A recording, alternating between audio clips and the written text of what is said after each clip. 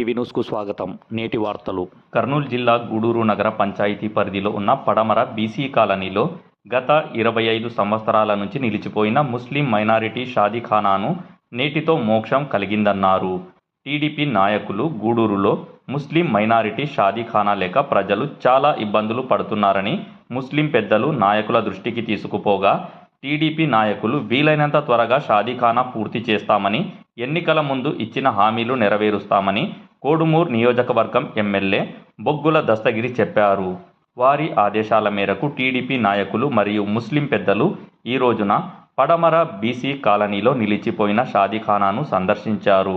ఈ కార్యక్రమంలో పాల్గొన్నవారు town president Gajendra, మాజీ వైస్ చైర్మన్ రామాంజనేయులు, ఇసూఫ్ మియా, కౌన్సిలర్ శిక్షావలి, మైనారిటీ నాయకులు సులేమాన్, కోళ్లఫారం వాహిద్, మున్నన్, కొర్ర ఇబ్రహీం, అద్దు, మద్రసా బాలు, మణి, రాజు మరియు టీడీపీ నాయకులు కార్యకర్తలు పాల్గొన్నారు.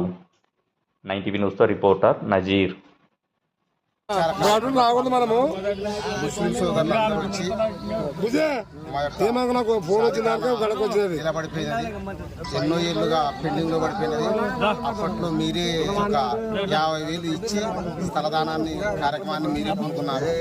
మళ్ళీ అధికారంలోకి వస్తే మీరే ఆ కార్యక్రమాన్ని మీ చేతుల మీద పూర్తి చేయాలని ముస్లిం సోదరులందరూ కోరడం జరిగినది. దానికి అనుగుణంగానే ఆ యొక్క మాటకు అనుగుణంగానే ఇప్పుడు టీడీపీ ప్రభుత్వం అధికారంలోకి వచ్చింది.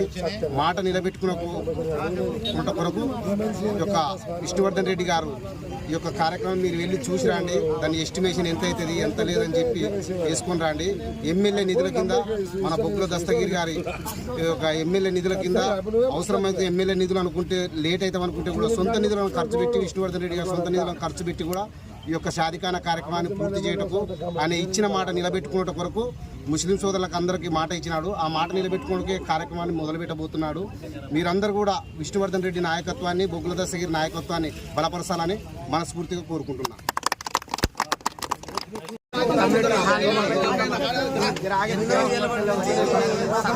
సాగలేదు, జరగలేదు, అరకొరగా జరిగి ఎంతో మూలక పడేస్తారు. ఎందుకంటే ఇక్కడ బీసీ కాలంలో ఎక్కువ దాదాపుగా ముస్లింలు సోదరులు ఎక్కువ ఉన్నారు. ఇక్కడ ఉన్న షాదీఖానా గురించి, కమిటీల గురించి కొద్దిగా కూడా పట్టించుకునే నాయకుడు లేడు. తన పనులు తను చేసుకుంటూ వెళ్ళిపోయారు.